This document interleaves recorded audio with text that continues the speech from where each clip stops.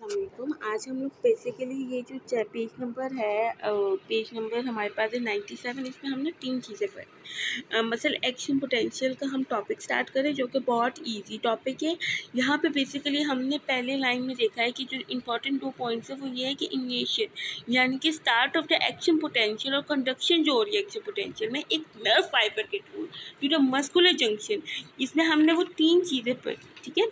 अब हमने वो क्वांटिटेटिव डिफरेंस पढ़नी है। जैसे हमने रेस्टिंग मेम्ब्रेन में पढ़ा हुआ है कि -80 to -90 मिली वोल्ट पे ये रेस्टिंग मेम्ब्रेन पोटेंशियल, लेकिन अगर 10 to 20 मिली वोल्ट हो गया यानी कि पॉजिटिव में आ गया तो हम ये कहते हैं कि मेम्ब्रेन ज़्यादा नेगेटिविटी है, ठीक है, इन न्यूरॉन्स यानी नर्व में। और अगर हम ड्यूरेशन की बात करें तो हमारे पास 1 to 5 मिली सेकेंड होता है, ठीक है, 5 to 1 millisecond in skeletal muscle.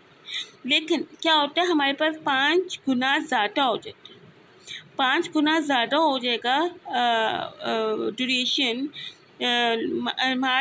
Myelinated nerve में, क्योंकि माइलिनेटेड शीज लगी होती है ना, जिसकी वजह से हमारे पास ड्यूरेशन ऑफ जो है ना एक्शन पोटेंशियल वो ज़्यादा हो जाता है।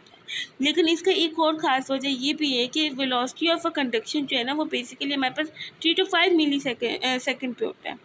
लेकिन हमारे पास 1/13 पार्ट जो है ना वेलोसिटी ऑफ कंडक्शन वो लार्ज है, यानी कि वेलोसिटी हमारी माइलेटेड शीट पे जल्दी हो रही होती है, जल्दी से वो जा रहा होता है, लेकिन ड्यूरेशन में टाइम लगता है माइलिनेटेड में। तो ये 3 डिफरेंस थे, ये बहुत इंपॉर्टेंट है मसल रोटेशन के, या ये इतना इंपॉर्टेंट भी नहीं है। बस ये एक रीडिंग कर लें, आप एक रीडिंग दे दें फटाफट आपसे ये शॉर्ट क्वेश्चन। नेक्स्ट टॉपिक पढ़ रहे हैं जिसमें हमने पढ़ना है कि स्केलेटल मसल फाइबर में ये एक इलाज है और ये एक्शन पोटेंशियल कर रहे होते हैं। हमने एनएमजी पढ़ा है, ये कि नर्व मसल फाइबर जंक्शन कर रहे हैं और ये आपस में वर्क कर रहे हैं। अब क्या होता है कि हमारा वो जो पोटेंशियल है AMP है वो स्प्रेड करता जाता है, ठीक है, along the surface of membrane. अब क्या होता है मैक्सिमम मसल्स ने कॉन्ट्रैक्शन करनी होती है कि यहाँ पे मेरा नर्व आ रहा है तो मेरा एक्शन पोटेंशियल हो रहा है कि मेरी जो है ये कॉन्ट्रैक्शन हो रही है। अब कॉन्ट्रैक्शन होने से क्या होगा, मेरे पास जो है ये पेनिट्रेट करेगा डीपली, ठीक है, कि मैक्सिमम मसल कॉन्ट्रैक्शन होगा। और यहाँ पे ना अगर मसल कॉन्ट्रैक्शन मैक्सिमम होगा तो हमने ये भी पढ़ना है कि जो न्यूरो मस्कुलर जंक्शन है, मस्कुलर जंक्शन में ये पेनिट्रेट करे, इतना डीपली पेनिट्रेट करे कि वहाँ पे कॉन्ट्रैक्शन एक ट्रांसमिशन हो। और ये जो ट्रांसमिशन की हेल्प है वो बेसिकली टी टेब्यूल्स करवाते हैं। टी टेब्यूल्स हमारे पास बेसिकली पाए जाते हैं, ट्रांसफर टेब्यूल्स हम इन्हें कहते हैं, और ये मसल फाइबर में होते हैं। और ये जो टी टेब्यूल्स है वो कैल्शियम आयंस की मदद से हो रहे होते हैं। बेसिकली वहाँ पे कैल्शियम आयन का चैनल होता है वहाँ पे पड़ा हुआ, और ये जो कैल्शियम आयन है बेसिकली ये मेजर रिसोर्स है जो कि हमारे कॉन्ट्रैक्शन को हेल्प करवाता है, और इसको हम एक्साइटेशन कॉन्ट्रैक्शन कपलिंग कहते हैं। बेसिकली हमारे पास क्या होता है टी टेब्यूल, ट्रांसफर टेब्यूल हम जिसको कहते हैं, वो बेसिकली हमारे मायोफिब्रिल्स में पाए जाते हैं। ये सैक्रोप्लाज्मिक रेटिकुलम होते हैं। बेसिकली टी टेब्यूल्स आप लोग इसमें देख सकते हैं, ये जो हमारे ये है ना ये ट्रांसफर टेब्यूल्स है, ये देख सकते हैं ये ट्रांसफर टेब्यूल। अब ये जो इनके टर्मिनल्स है, ये जो इनकी टर्मिनल्स चल रही हैं, इनको हम बेसिकली टर्मिनल क्रिस्टेनाई कह रहे हैं। क्रिस्टेनाई उस वर्ड को कहते हैं जहाँ पे हमारा नेटवर्क बन रहा होता है। ये टर्मिनल्स हैं इनकी, ये आपस में टर्मिनल्स हैं, और यहाँ पे दरमियान में हमारी ये टी टेब्यूल जा रही है जो कि सैक्रोप्लाज्मिक रेटिकुलम में। अब ये सैक्रोलीनिया है, ये हमारा टर्मिनल है, और साथ ही हमारा माइटोकॉन्ड्रिया पर होता है क्योंकि ATPs होता है जो कि हमारे कॉन्ट्रैक्शन में हेल्प करता है। ये हम अगले चैप्टर में पढ़ेंगे या, ठीक है। अब हमारा क्या होता है यहाँ पे सैक्रोप्लाज्म रेटिकुलम पर होता है। सैक्रोप्लाज्म रेटिकुलम आप देख सकते हैं कैसा है, अनइवन सा, और ये है जो कि रेटिकुलम है, ठीक है। और ये हमारे जो है ना रेटिकुलम का जो ये एंड पार्ट है जो कि टी ट्रांसफर जहाँ से कनेक्शन करे क्रिस्टाई, ये इनके टर्मिनल क्रिस्टेना है, ठीक है। और यहाँ पे हमारे सैक्रोप्लाज्म रेटिकुलम है, ये ट्रांसफर टेब्यूल आप देख सकते हैं जो कि deeply into the myofibril. Next हम लोग चल रहे हैं यहाँ पे जो मैंने चीज़ें हाईलाइट की है कि मायोफिब्रिल जो है वो टी टेब्यूल में ये सैक्रोप्लाज्म रेटिकुलम सिस्टम बनाते हैं। टी टेब्यूल जैसे है वो हमारे स्मॉल होते हैं, ट्रांसवर्स होते हैं, मायोफिब्रिल होते हैं, लॉन्ग होते हैं, और ये पेनिट्रेट करते हैं, बहुत डीपली पेनिट्रेट करते हैं, और ये हमारे जो है ना सेपरेट करते हैं मायोफिब्रिल। टी टेब्यूल जो है ना बेसिकली ये हमारे ऑरिजिनेट होते हैं सेल मेम्ब्रेन से, ये फिर हमारे मसल फाइबर के ओपन करते हैं एक्सटीरियर में। ये कम्युनिकेशन बेसिकली इनकी जो होती है ना वो एक्स्ट्रा सेलुलर फ्लूइड की होती है, जो कि मसल फाइबर में पड़ा होता है, और extra cellular fluid in their lumens. In other words अगर हम लोग बात करें तो T tubules basically internal extension है। वो आपने जो देखे थे ना, इंटरनली हमारे जो पड़े होते हैं, इंटरनली हमारे ना, ये हमारे इंटरनली जो लॉन्ग ट्यूब्यूल्स पड़े होते हैं, वो बेसिकली हमारी कम्युनिकेशन होती है।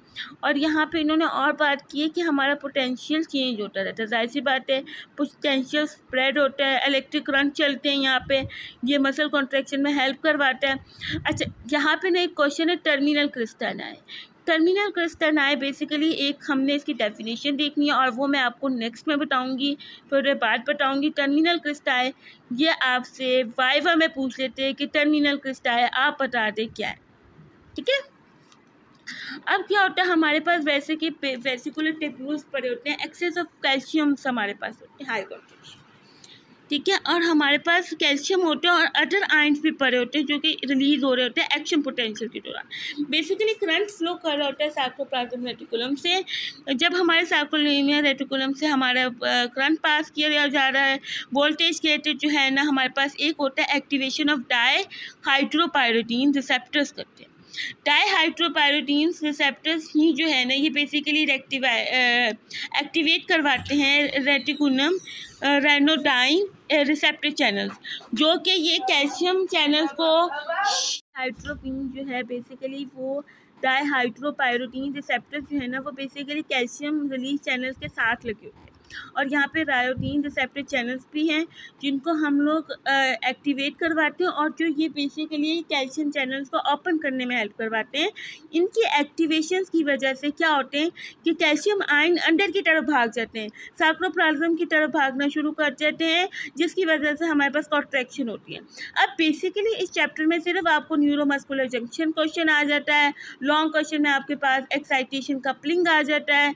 इसके अलावा आप लोगों के पास ज़्यादा से ज़्यादा इनकी ड्रग्स आ जाएंगी इस चैप्टर में, और इसके अलावा कुछ नहीं आता। इसके जो चैप्टर नंबर हमारा ये 7 है, तो चैप्टर नंबर 7 है, इसकी पहले जो हमारे चैप्टर 5 ये 6 है, जिसमें स्केलेटल मसल का हम लोग कॉन्ट्रैक्शन पढ़ेंगे, पूरा स्ट्रक्चर पढ़ेंगे। उसमें बेसिकली हमें समझ आएगी कि कैल्शियम चैनल कैसे हेल्प, चैनल जो है ना वो एक इम्पॉर्टेंट रोल प्ले करते हैं इन सब चीज़ों में हेल्प करने में। और यही हमारा एक इम्पॉर्टेंट, जब हमारा कैल्शियम चैनल्स आयंस अंदर की तरफ रिलीज हो गए हैं, कैल्शियम पंप पे रिमूव मतलब कैल्शियम आयंस को कर दिए हैं, रिलीज करती हैं साइक्लोप्लाज्म में, और ये डिफ्यूज हो जाते हैं माइक्रोफिल्स में, जाके कॉन्ट्रैक्शन करवाते हैं। कॉन्ट्रैक्शन जो है ना ये हाई हो जाती है, क्योंकि हमारा एक्टिव कैल्शियम पंप जो है ना वो साइक्लोप्लाज्म रेटिकुलम के अंदर पड़े होते हैं, ठीक है, जिसकी वजह से हमारा क्या होता है, कैल्शियम जो है ना, अब फॉर एग्जांपल हमने एक दफ़ा कॉन्ट्रैक्शन कर दिया है तो हमारे पास कैल्शियम अब कॉन्ट्रैक्ट हो गया, अब हमने रिलैक्सेशन स्टेट में भी जाना है। अगर हम कॉन्ट्रैक्टेड स्टेट में आ गए तो अब हमें रिलैक्सेशन में भी वापस जाना है, अब हमें वापस भेजो। ये भी जो है ये कैल्शियम ही हेल्प करेगा हमें रिलैक्सेशन में। तो क्या होता है, हमारे पास कैल्शियम एक्टिव पंप्स पर होते हैं जो कि कैल्शियम को वापस भेजते हैं माइक्रोफिल्स में। साइक्लोप्लाज्म ट्यूब्यूल्स में इसके रिसेप्टर्स पड़े होते हैं जो कि ओपन करते हैं, और ये एक्टिव पंप इसलिए होता है क्योंकि इसने एटीपी यूज़ करके अंदर भेजना होता है, जो कि यहाँ पे हमारे पास पंप के साथ SERCA कहते हैं, जिसको हम SERCA कहते हैं। इसका फुल फॉर्म होता है साइक्लोप्लाज्म रेटिकुलम कैल्शियम एटीपेज। यहाँ पे हमारे पास बेसिकली कॉन्सेंट्रेशन अगर कैल्शियम आयंस की देख लो वो 10,000 फोल्ड इनसाइड होती है, और यहाँ पे हमारे पास रेटिकुलम में कैल्शियम बाइंडिंग प्रोटीन होती है जिसको हम कैलिस्टाइन करती हैं, जो कि एक टाइम पे 40 कैल्शियम को बाइंड कर लेती है इजीली। हम लोगों ने excretory impulse of the calcium ions पर है, जिसमें हमारे पास है रेस्टिंग स्टेट में 10-7 molar of the calcium ions होते हैं साइटोसोल में, जो कि इलेक्ट करवाते हैं, कॉन्ट्रैक्शन को हेल्प करवाते हैं। ये ना बेसिकली ट्रोपोनिन ट्रोपोमायोसिन कॉम्प्लेक्स होते हैं, एक्टिन फिलामेंट मायोसिन का एक पूरा होता है जो कि मेंटेन करवाता है रिलैक्सेशन और कॉन्ट्रैक्शन। अब हमारा क्या होता है, fully excitation of T tubules and cytoplasm जो है ना वो इनफ करवाता है। ये जब फुली एक्साइटेशन होता है जिसकी वजह से कैल्शियम आयन ज़्यादा हो जाते हैं, और जब ये ज़्यादा हो जाते हैं तो ये 2 × 10⁻⁴ molar concentration of myofibril fluid को इंक्रीज़ करवाएगा, जिसकी 500 फोल्ड इंक्रीज़ कर देगा, जो कि 10 टाइम्स जो है ना वो मसल कॉन्ट्रैक्शन करवाएगा। और इमीडिएटली हमारे पास क्या होगा, कैल्शियम आइंस इन होंगी और ये हमारा कॉन्ट्रैक्शन करवाएगा, फिर वापस पर चले जाएंगे और वापस जाने के बाद हमारा कैल्शियम आइंस जो है वो ATPs यूज़ करके रिलैक्सेशन होगी। अब क्या होगा, total duration of calcium pulse in a skeletal muscle जो है वो 1/20 सेकंड और although it several times long fiber and several times less in others। कई बार ये बहुत ज़्यादा हो जाते हैं, कई बार ये बहुत कम होते हैं। अब हार्ट मसल की उन्होंने एग्जांपल दी है कि जो कि 1/3 ऑफ द सेकंड होता है, यानी कि ये इतनी जल्दी होता है कि 1 सेकंड का सेकंड का 3 पार्ट्स उन्होंने डिवाइड किए हैं, उसका 1 पार्ट जो है वो लॉन्ग ड्यूरेशन करवाते हैं। 1/3 ऑफ द सेकंड होते हैं, क्योंकि ये लॉन्ग ड्यूरेशन ऑफ, और इसको हम कार्डिक एक्शन पोटेंशियल जो कि हार्ट मसल की कॉन्ट्रैक्शन और रिलैक्सेशन करवाता है उसको हम कार्डिक एक्शन पोटेंशियल कहते हैं। और कैल्शियम पल्स को जो है वो हमारी मसल कॉन्ट्रैक्शन होती है, जिसकी वजह से कॉन्सेंट्रेशन जो है वो कॉन्ट्रैक्शन जो है वो कंटिन्यू करती हैं। और अगर हमने फॉर एग्जांपल कैल्शियम आयन बहुत ज़्यादा है, कैल्शियम पल्स हमने ज़्यादा करना है, तो हम क्या करेंगे, हम लोग इनिशिएट करवाएंगे, और अगर बहुत ज़्यादा है तो continuous series of repetitive action potential होंगी, जिसकी वजह से बार बार कैल्शियम आयन्स रिलीज होंगे और ज़्यादा क्वांटिटी में रिलीज होंगे, जिसकी वजह से कॉन्ट्रैक्शन होगी। ठीक है, यहाँ तक हम लोगों ने कर ली है।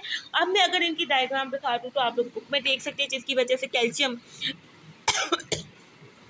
डाइहाइड्रोक्सीन पड़ा हुआ था, डाइहाइड्रोपायरोडीन पड़ा था जो कि रायोडीन को एक्टिवेट करवाता है, जो कि कैल्शियम चैनल्स को रिएक्टिवेट करवाने की वजह से कैल्शियम को साइटोप्लाज्म में करवाता है। साइटोप्लाज्म में करवाने की वजह से कॉन्ट्रैक्शन होती है। कॉन्ट्रैक्शन ये देखिए रिसेप्टर पर है जो कि एक्टिवेशन करवा रहा है और एक्शन पोटेंशियल परफॉर्म करवा रहा है।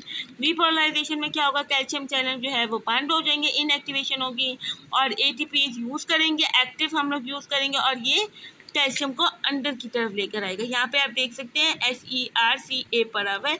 ये दोनों डायग्राम बहुत इंपॉर्टेंट है, आप लोग इसको देख लें। और अगर आप लोगों को इनके फंक्शन आते हैं, इनकी अगर आपको प्रोसेस आती है तो आप लोग ये डायग्राम इजीली कर लोगे। अगर आप लोगों को इसके प्रोसेस नहीं आता होगा तो आप कुछ भी नहीं कर सकते।